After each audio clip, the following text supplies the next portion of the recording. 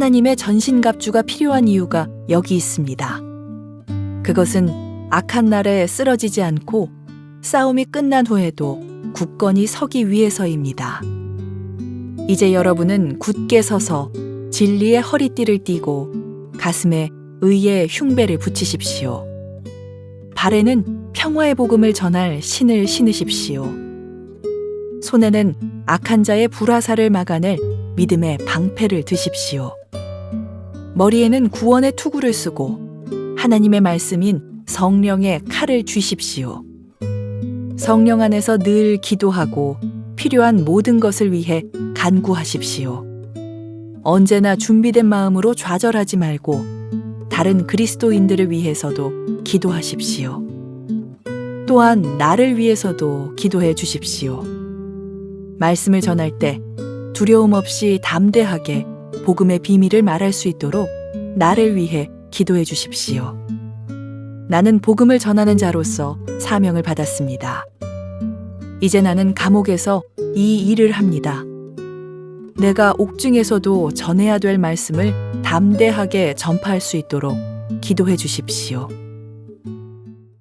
제가 먼저 고백하겠습니다. 하나님은 나를 사랑하십니다. 나는 그 사랑 안에 있습니다. 하나님은 오늘 나에게 말씀하실 것입니다.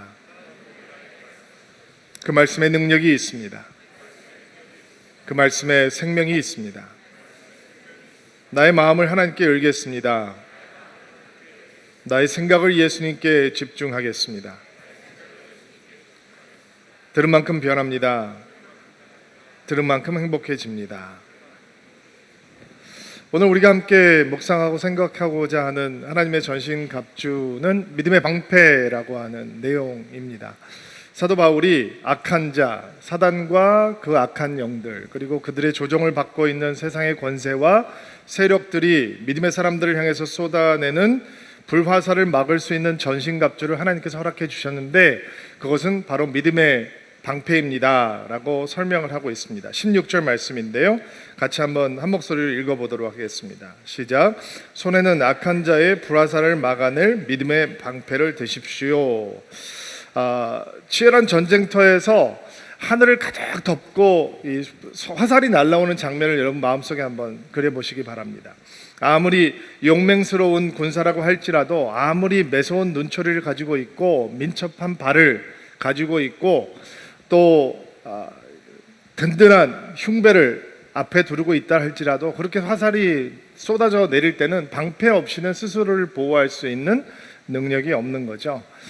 그리고 사도 바울은 그런 불화살이 쏟아지는 전쟁터에서 믿음의 군사들이 자신을 보호할 수 있는 하나님의 철저한 준비는 바로 자신을 가릴 수 있는 믿음의 방패를 드는 것이다 라고 설명을 해주고 있습니다. 이게 나무로 만든 방패인데 그 앞에다가 동을 대기도 하고, 사실은 로마 사람들은 더 지혜로워서 동을 대는 방패보다는 가죽을 대는 방패를 많이 사용했다라고 합니다. 왜 가죽을 대는 방패를 사용을 하냐면, 가죽에다가 물을 적셔 놓으면 불화살이 쏟아질 때 불화살이 거기에 박히더라도 그 가죽이 물에 젖어 있어서 그 불을 소멸할 수 있는, 그래서 개역개정판 성경을 보면 이렇게 나와 있습니다.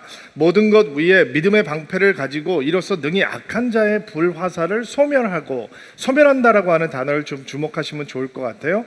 영어 성경을 봐도 불을 끈다라고 하는 단어가 쓰여지고 있습니다. 그러니까 사도 바울이 우리에게 가르쳐주고 싶은 사실은 단순히 화살을 막아내는 용도로서의 방패가 아니라, 불화살이 다가와서 우리의 방패를 쳤을 때 그 불을 끌 수 있는 믿음의 전신갑주를 입어라 라고 가르쳐주고 있는 것입니다. 불화살이라고 하는 것을 보면 그 공격의 심각성이 얼마나 치열한지 맹렬한지 우리가 쉽게 그려볼 수 있겠죠. 바울이 말하고 있는 악한 자의 불화살, 이것은 단순히 바울이나 에베소 교회 성도들을 향해서만 쏟아지고 있는 불화살이 아니라, 그 당시의 사람들은 막 하늘을 가득 덮고 불화살이 쏟아지는 전쟁터에 있었는데, 지금 오늘을 살아가고 있는 여러분과 저는 화살이 날아들지 않는 한가한 전쟁터다라고 사도 바울이 가르쳐주고 있는 것이 아니라 그들이 맞닥뜨려졌던 전쟁, 영적인 전쟁도 불화살이 쏟아지는 전쟁터였고, 그리고 여러분과 제가 서 있어야 하는 영적 전쟁도 하늘을 가득 메우고 불화살이 쏟아지는 전쟁터이다라고 하는 것이 사도 바울이 오늘 우리에게 전해주고 있는 메시지입니다.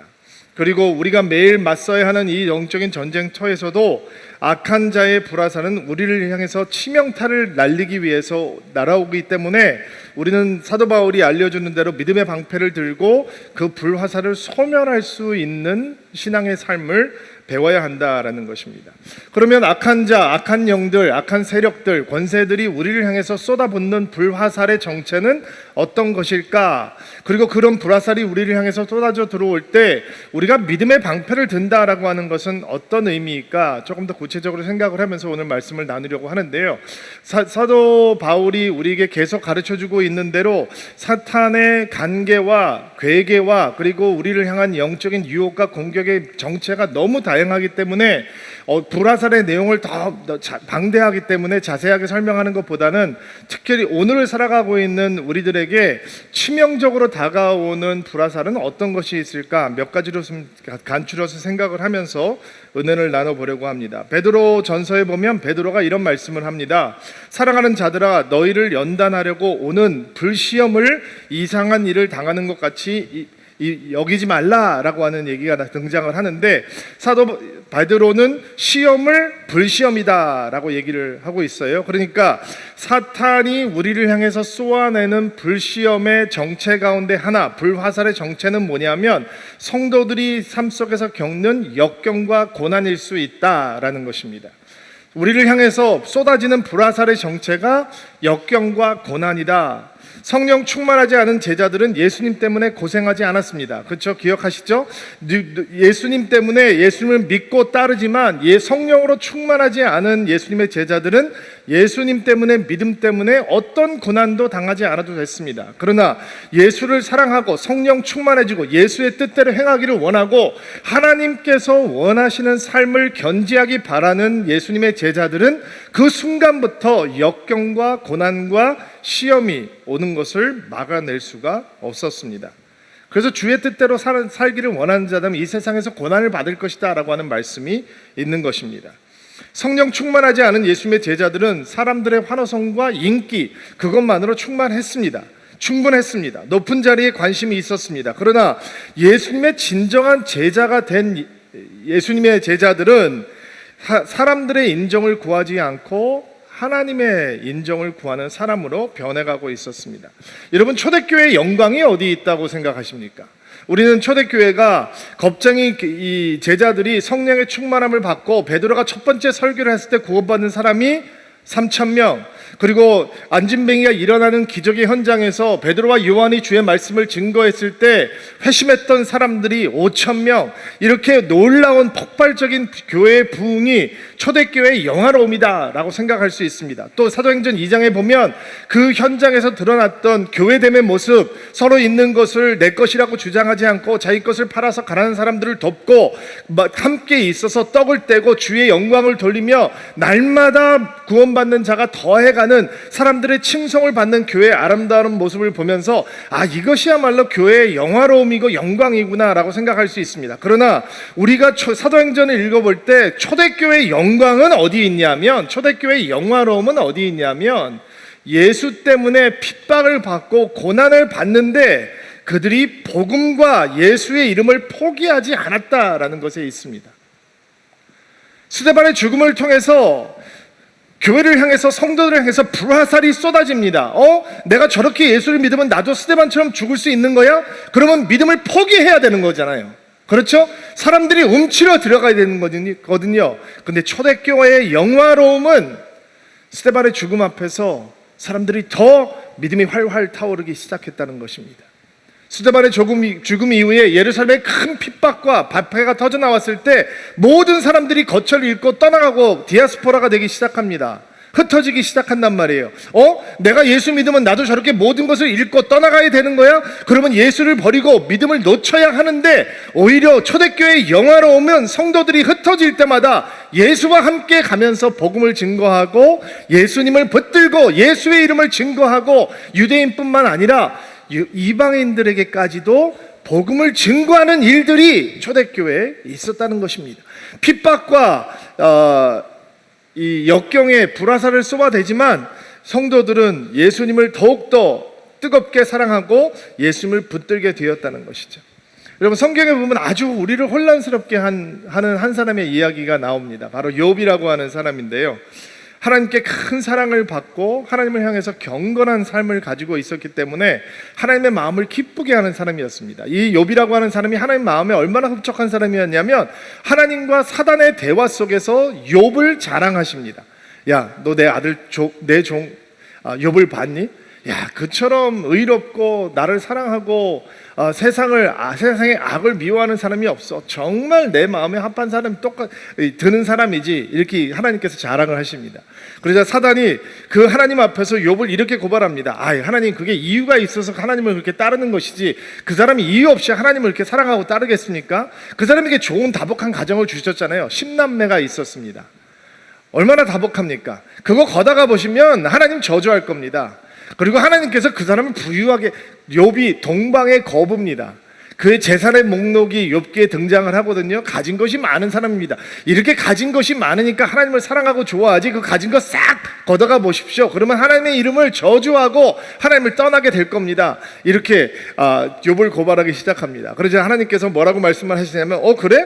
그러면 너 가정도 가져가 봐, 애들도 쳐봐, 재산도 쳐봐, 건강도 쳐봐, 다 쳐봐, 내가 너 허락해 줄게. 목숨만 건들지 마. 굉장히 혼란스러운 거죠. 우리가 생각하는 하나님은 어떤 하나님이어야 되냐면, 사단이 그렇게 고발할 때 너 내 아들 건들지 마, 내 딸 건들지 마 라고 해 주셔야 되는데, 하나님은 마음대로 건드려봐, 내가 혼내줄게, 허락을 하신단 말이에요. 이런 얘기를 들으면 우리는 굉장히 혼란스러워지죠. 무슨 이런 대화가 다 있나? 내가 하나님을 제대로 믿으면 안 되는 거 아니야? 내가 하나님을 정말 뜨겁게 믿었다가 하나님과 사단이 대화하다가, 하나님 여호수아 보셨어요? 하나님께서 사단에게 너 여호수아 봤니? 여호수아가 나를 진짜 사랑한다. 악을 미워하고 그렇게 의롭고 하나님 나를 경외하는 사람이 없어. 사단이 그 목회 잘하게 해주시니까 그런 거지, 그냥 이유가 있는 거지, 애들 잘 크니까 그런 거죠. 그거 싹 걷어가 보세요. 하나님 그거 하나님을 저주할 거야. 그러면 그래? 마구마구 견디려 봐. 이렇게 되는 걸 좋아할 사람이 누가 있겠어요? 저는 실제로 욥기를 읽다가 신앙을 버린 사람을 만나봤어요. 물론 끝까지 안 봤겠죠. 1장 읽고 2장 읽다가 멈췄어요. 그러니까 하나님에 대해서 깜짝 놀라고, 나는 이런 하나님, 이런 성경 믿을 수 없다라고 등을 돌리게 되는 거죠. 근데 막상 실제로 하나님을 믿는 신앙 때문에 역경과 고난과 시험을 당했던 욥은 그 끝에 뭐라고 고백을 하고 있냐면, 내가 주께 대하여 귀로 듣기만 하였사오나 이제는 주를 눈으로 보옵나이다. 그러므로 내가 스스로 거두어드리고, 쉬운 성경은 이 거두어드리로라는 단어를 내가 나 스스로를 경멸하고, 영어로는 despise, 내가 나를 싫어하고 티끌과 재 가운데서 회개하나이다 고백을 합니다. 그가 뭐라고 고백을 하냐? 고난을 겪기 전에는 하나님에 대해서 귀로만 들었던 믿음을 가지고 있었는데, 그래도 경건하고 주님을 사랑하고 경외했었는데, 여전히 들어서만 아는 그런 하나님이었는데, 고난과 시험과 역경을 견디고 나니까 내가 하나님을 눈으로 봅니다. 내가 하나님을 맛봅니다. 만집니다. 하나님이 멀리 있는 하나님이 아니라 나에게 가까이 있는 하나님이며, 하나님은 점잖고 떨어져 있는 하나님이 아니라 나의 방패가 되시고 보호자가 되시고 내가 붙들고 있는 하나님이 됩니다. 고백할 수 있는 것이죠. 고난과 역경의 불화살을 마구 쏘아대는데, 그 불화살을 맞고 처참하게 무너지고 사단의 얘기처럼 하나님을 저주하고 하나님을 떠나야 되는데, 오히려 그 고난과 역경 끝에 욥은 내가 하나님을 눈으로 봅니다 라고 고백을 하고 있는 거예요. 귀로만 듣는 하나님은 있으면 좋은 하나님, 그러나 눈으로 보는 하나님이면 나에게서는 없어서는 안 되는 하나님이 되는 것입니다. 여러분, 사단의 고난과 역경의 불화살을 무력화시키는 믿음의 방패는 뭘까요? 어떤 믿음의 방패를 들어야 우리의 삶 속에 역경, 고난, 이런 힘든 시험들이 다가올 때 그것을 막아낼 수 있을까요? 그거는 바로 믿음이 주는 소망의 방패입니다. 소망이란 하나님을 향한 기대감을 갖는 것입니다. 아무것도 보이지 않고 아무것도 잡히지 않을 때 여전히 하나님을 기대하는 것입니다. 상황을 보지 않고 하나님의 약속에 시선을 두는 것입니다. 소망하는 믿음은 우리 안에 인내하는 영성을 가꾸어 줍니다. 소망은 우리 안에서 거룩한 상상력을 만들어냅니다. 우리가 시험과 역경 앞에서 믿음의 방패를 들지 않으면 우리의 상상력은, 믿음의 상상력은 절망으로 변하게 됩니다. 절망은 병든 상상력입니다. 아무것도 일어나지 않았는데도 불구하고 최악의 것을 상상하고 최악의 시나리오를 그려내면서 하나님 앞에서조차 무너져 내리는 것이 절망입니다. 우리는 밥을 먹지 않아도 40일은 견딜 수 있고 물을 마시지 않아도 8일은 견딜 수 있어요. 공기가 없어도 4분은 아마 견딜 수 있을 거예요. 그러나 소망이 없다면 1초도 견뎌내지 못하는 것입니다. 역경과 시험의 불화살이 쏟아질 때 우리는 믿음의 방패를 들고 소망의 방패로 그것을 막아내는 것입니다. 하나님께서 아브라함에게 오시죠. 그의 이름이 아브람이었어요. 아브라함이라고 하는 것은 존경받는 아비, 이런 뜻이에요. 그러면 What is your name? 당신의 이름은 뭡니까? 그러면 아브라함이 가는 곳마다 얘기를 하는 거죠. 내 이름은 존경받는 아비입니다. 그러면 사람들이 뭐라고 질문할까요?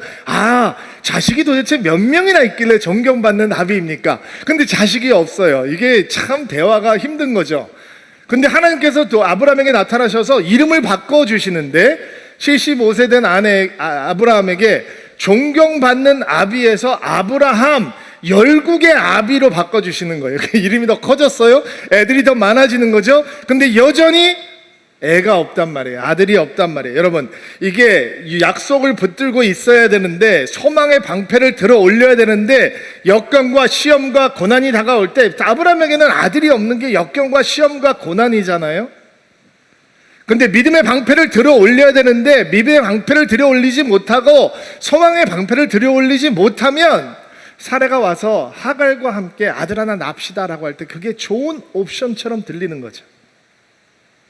하나님께서 내가 너를 축복하겠다고 할 때 나는 하나님 축복 필요 없습니다. 그저 내가 내 종에게 내 자신 물려줄 거고 하갈이 낳은 이스마엘이나 잘 되길 원합니다라고 하는 믿음 없는 소리가 되는 것이죠. 그런데 로마서에서 이 아브라함의 믿음에 대해서 이렇게 이야기를 합니다. 아브라함은 소망이 전혀 없었지만 하나님께서 내 자손이 이와 같이 많아질 것이다 라고 말씀하신 대로 자기가 많은 민족, 많은 열국의 조상이 될 것을 믿고 소망하였습니다.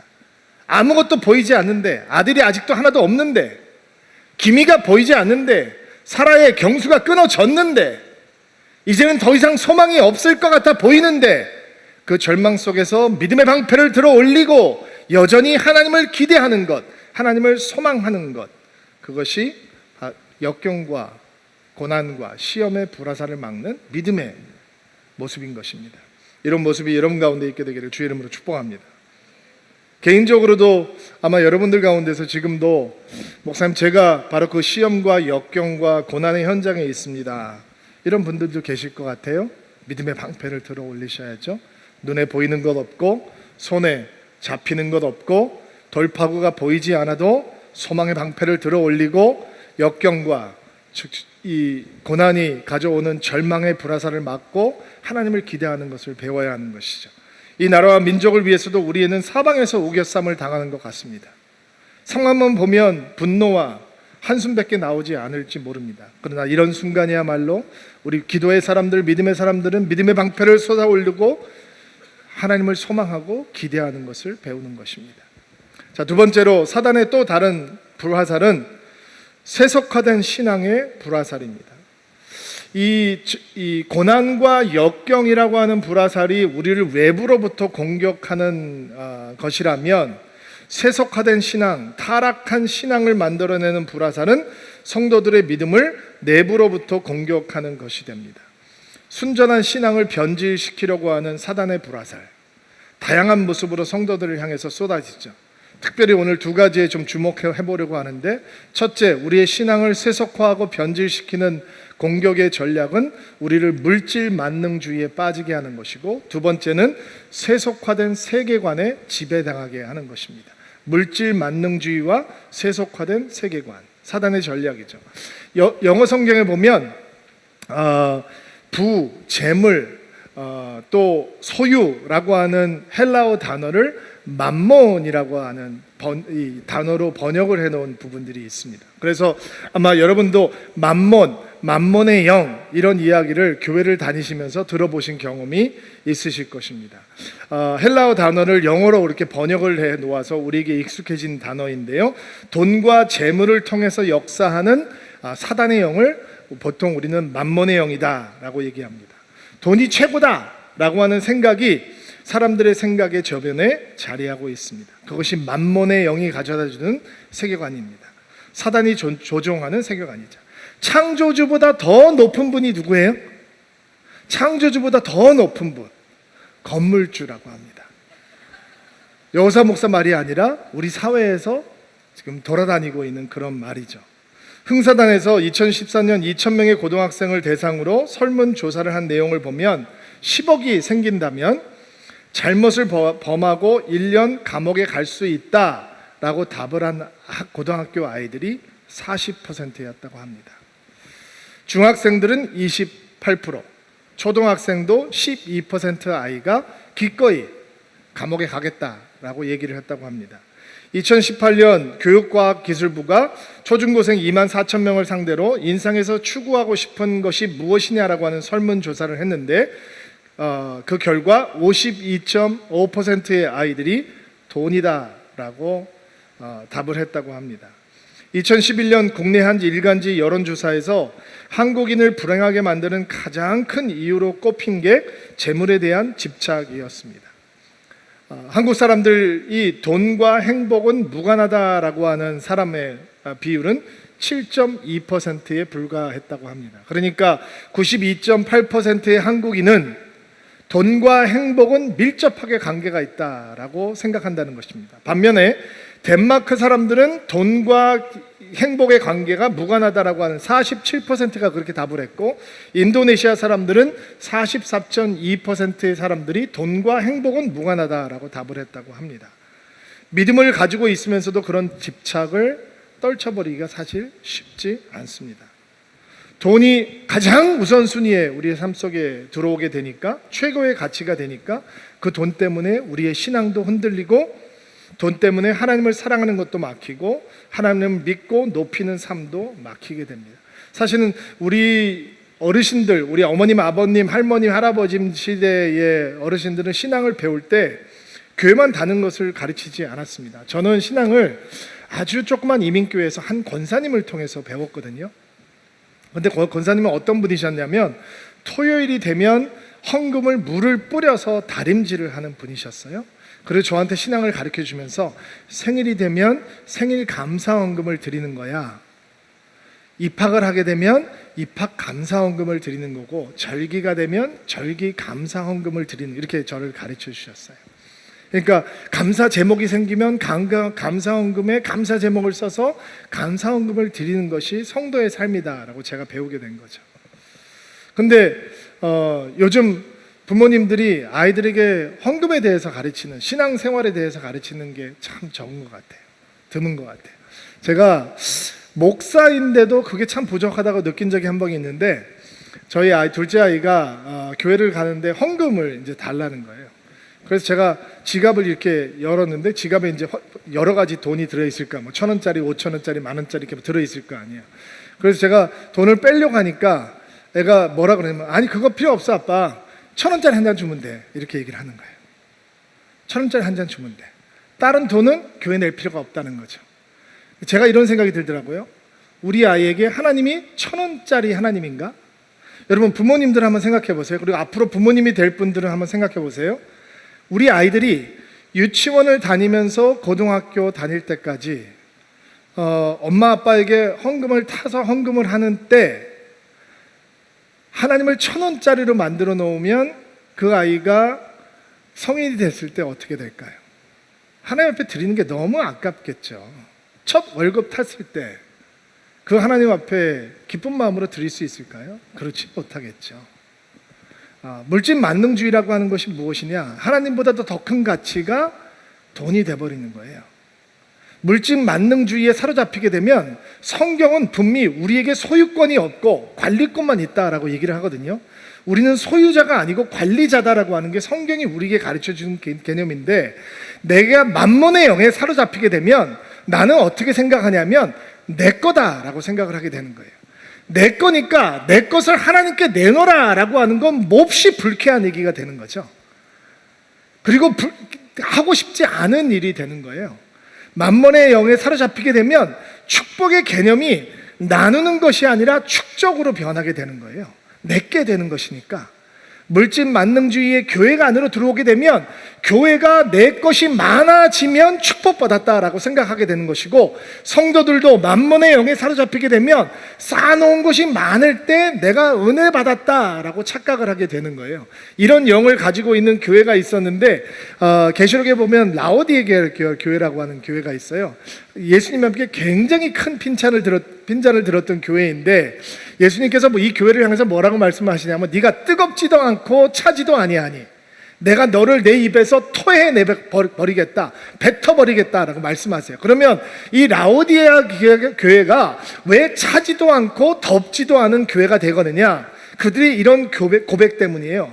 내가 말하기를 나는 부자라, 부요하여 부족한 것이 없다. 라오디게 교회가 그렇게 고백을 하고 있었다는 거예요. 내가 부자라, 부요하여 부족한 것이 없다. 그러니까 하나님 앞에서 뜨겁지도 않고 차지도 않은 사람으로 전락해 버리게 된다는 거죠. 같은 영을 가지고 있는 사람이 누가복음 12장에도 등장을 해요.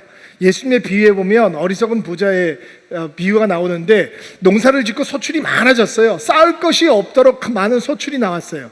그리고 부자가 이렇게 고백을 해요. 내 영혼아, 여러 해 동안 쓰기에도 넉넉한 재물을 가졌으니 이제 편히 쉬고 먹고 마시고 즐거워하자. 내가 부요하구나, 부족한 것이 없구나 라고 하는 영이 여기에도 등장을 해요. 여러분, 현대인들이 가장 부러워하는 거잖아요. early retirement. 많이 벌어놓고 쌓아놓고 일찍 은퇴하는 것. 신앙이 있다면 그때부터 본격적으로 하나님을 일하겠다는 거죠. 그게 꿈이잖아요. early retirement. 그러나 예수님께서는 너 잘 됐구나, 지금부터 하나님을 위해서 멋지게 살아라, 이렇게 말씀하시지 않고, 내가 부자라, 가진 것이 많다, 이제부터 쉬고 먹고 마시고 기뻐하라 라고 하는 부자를 향해서 You are fool, 너는 바보다 라고 말씀하고 계셔요. 만몬의 영에 사로잡힌 사람들은 자기 자신을 향해서만, 자기의 조직을 향해서만 부요함을 쌓아가요. 우리가 얼마나 자주 말해요, 여러분. 우리에게 주어지는 축복은, 서울 드림교회의 축복은 우리가 더 많아지고 더 가진 것이 많아지고 더 사람이 늘어가는 게 아니란 말이죠.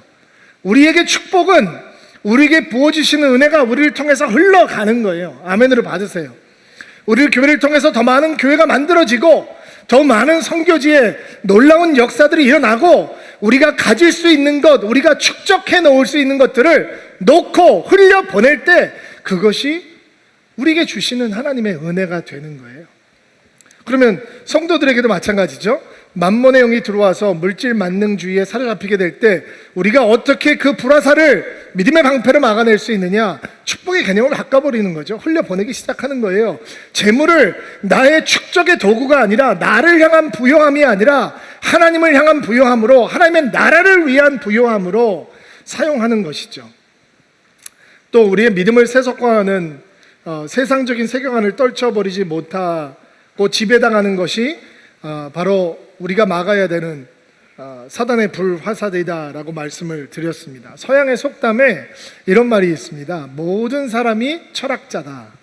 이게 무슨 얘기냐면, 사람들이 자기가 생각하는 대로 행동하고 살아간다라고 하는 뜻입니다. 가끔 여러분 뉴스를 보고 미디어를 보면 우리나라가 왜 이렇게 되고 있는가라고 생각이 들 때가 가끔 있으시죠? 왜 그러냐면 우리의 세계관이 그렇기 때문입니다. 요즘 기성세대들은 이렇게 생각하실 수 있을 것 같아요. 요즘 젊은이들을 보면서, 우리의 아이들의 세대를 보면서 요즘 아이들은 왜 이럴까? 왜냐하면 그 아이들의 세계관이 그렇기 때문에 그런 것입니다. 미국 사람들이 왜 트럼프 대통령을 뽑았을까? 왜 그를 향해서 투표를 했을까? 그들의 세계관이 그것이기 때문에 그를 향해서 투표를 던질 수 있는 거죠. 우리나라에 기독교 인구가 이렇게 많고, 한때는 국회에 예수를 믿는 국회의원들이 20%, 30%, 40% 이렇게 된다는 통계들이 나오기도 했었는데, 그럼에도 불구하고 우리나라가 왜 이런가? 왜냐면 그들의 세계관이 그렇기 때문이라는 거예요.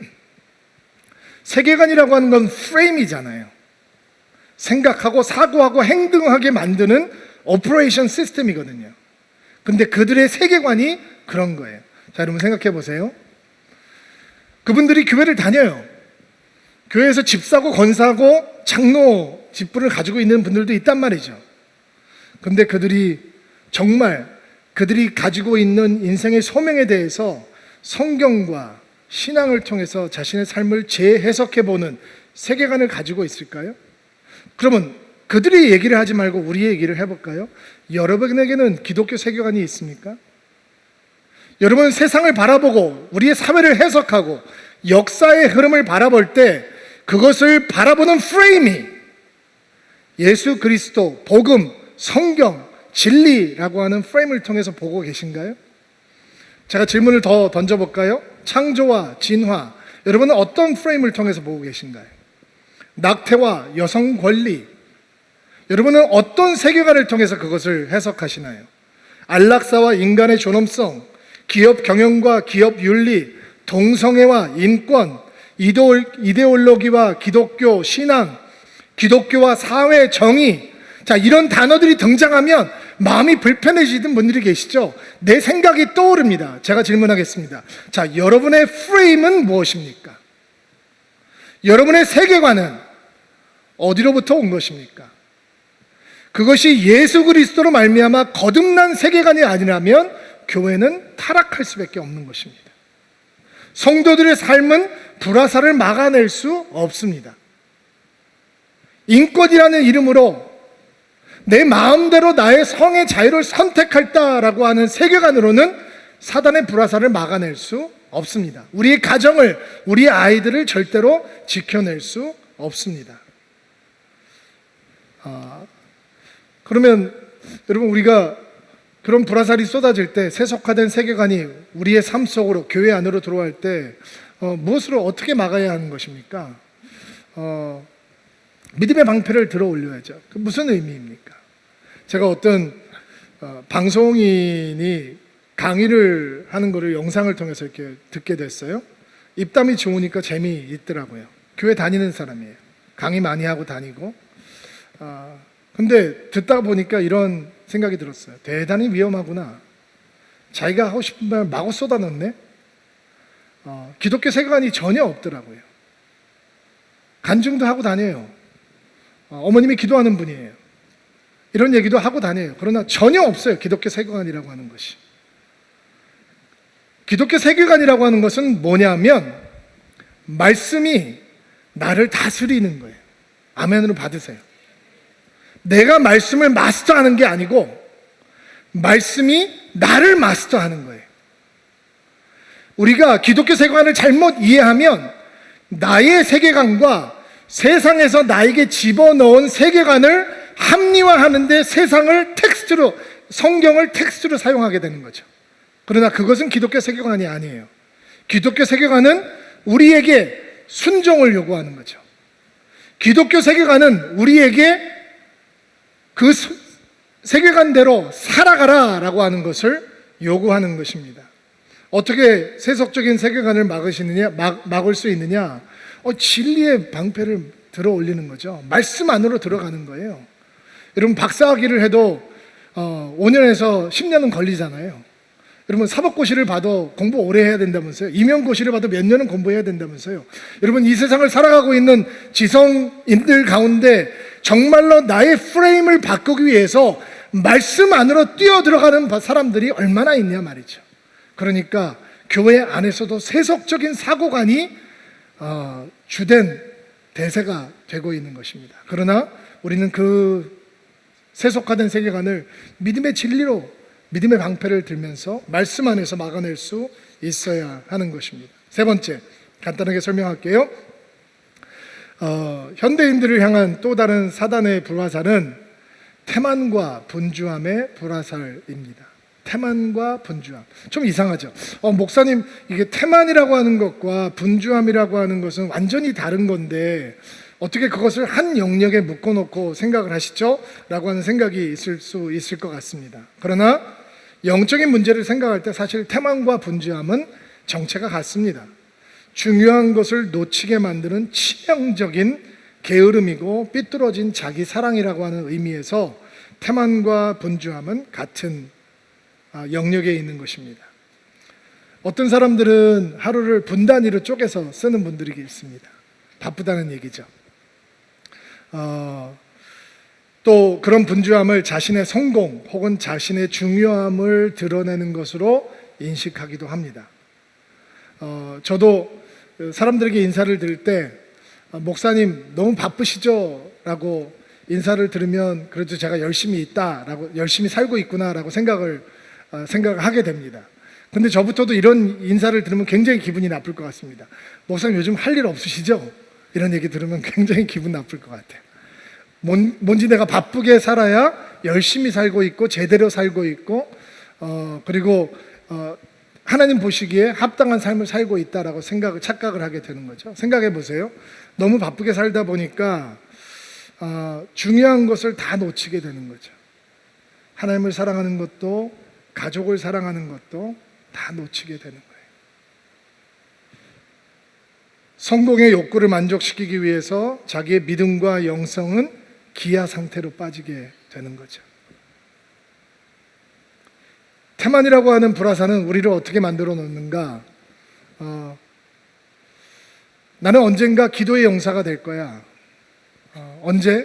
언젠가, 내일. 나는 말씀에 충만한 사람이 될 거야. 언제? 내일.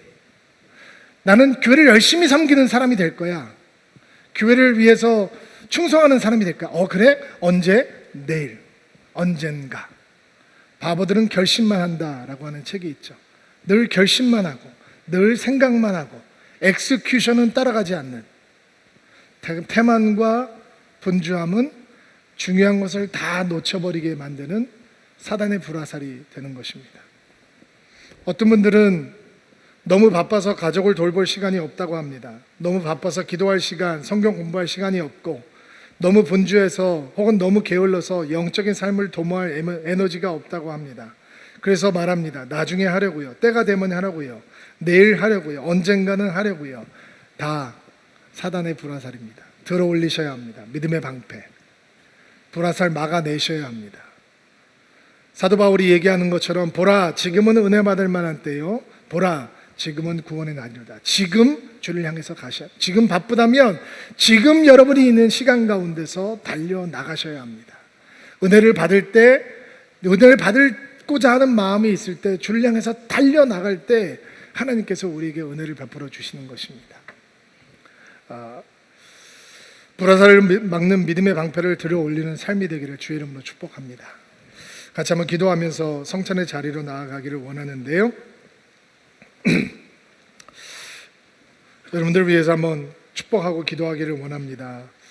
여러분들 하나님 앞에 믿음으로 반응하시기를 바라고요. 먼저 고난과 역경의 불화살, 목사님 삶이 힘들고 어렵습니다. 믿음이 흔들립니다. 하나님을 향한 신뢰가 흔들리고 있습니다. 사단의 불화살이 쏟아지고 있는 것입니다. 만약에 그런 삶의 여정 가운데 있는 분들이 있다면 가슴에 손을 얹고 안수하시기 바랍니다. 하나님, 가슴에 손을 얹고 기도하는 분들에게 소망의 방패, 믿음의 방패를 들어 올릴 수 있는 힘을 주옵소서. 아무것도 보이지 않고 아무것도 붙잡을 수 없는 것 같이 느껴져도 하나님을 기대하는, 하나님의 약속을 신뢰하는 믿음의 방패를 들어 올릴 수 있도록 도와주옵소서. 고난과 역경의 불화살을 막아낼 수 있도록 은총을 베풀어 주옵소서. 손을 내리시고요. 두 번째 기도입니다. 만몬의 영의 불화살, 축복을 나눔이 아니라 축적이라고 생각하게 만드는 만몬의 영이 우리 안에 몰려오고 있습니다. 불화살들이 쏟아지고 있습니다. 세속화된 세계관, 성경의 진리로 무장된 세계관이 아니라 세상에서 얻어진 세계관이 교회 안으로 쏟아져 들어오고 있습니다. 인권이라는 이름으로. 하나님, 그것들을 향해서 믿음의 방패를 올리기를 원합니다. 소망하는 분들마다 가슴에 손을 얹고 안수하시기 바랍니다. 하나님, 돈이 전부라는 생각, 우리의 마음의 중심에 뿌리를 내리지 못하도록 하옵소서. 예수님의 말씀대로 돈과 하나님을 함께 섬길 수 없다라고 말씀 것을 기억하게 하옵소서. 축적이 아니라 나눔으로 하나님의 축복을 재해석하는 하나님의 마음을 배우게 하옵소서. 성경의 진리로 무장된 세계관을 갖게 하옵소서. 세상을 바라보고 행동하고 사고하고 진리에 근거한 기독교 세계관으로 무장한 저희들이 되게 하시고, 하나님 믿음의 방패를 높이 올리고 우리의 생각을 지켜내게 하옵소서. 손 내리시고요. 세 번째 기도입니다. 태만과 분주함의 불화살, 영적인 것을 진지하게 생각하기에 너무 태만하고, 또 어떤 사람들은 영적인 것을 진지하게 생각하기에 너무 분주합니다. 모두 다 사단이 쏘아누는 불화살입니다.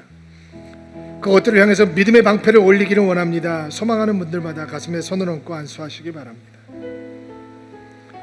하나님, 은혜 받는 일에 게으르지 않도록 도와주옵소서. 열심을 품고 주 앞에 나가올 수 있도록 도와주옵소서. 은혜 받기에, 주를 구하기에, 주 앞으로 달려나오기에 너무 분주하지 않도록 도와주옵소서. 오늘 지금 당장 하나님을 향해 달려가고 반응하는 믿음의 방패를 들게 하옵소서. 오늘도 주의 십자가를 향해 나아가기를 소망합니다. 성찬의 자리에서 예수를 기억하게 하시고 예수님으로 충만해질 수 있도록 은총을 베풀어 주옵소서. 예수님의 이름으로 기도하옵나이다.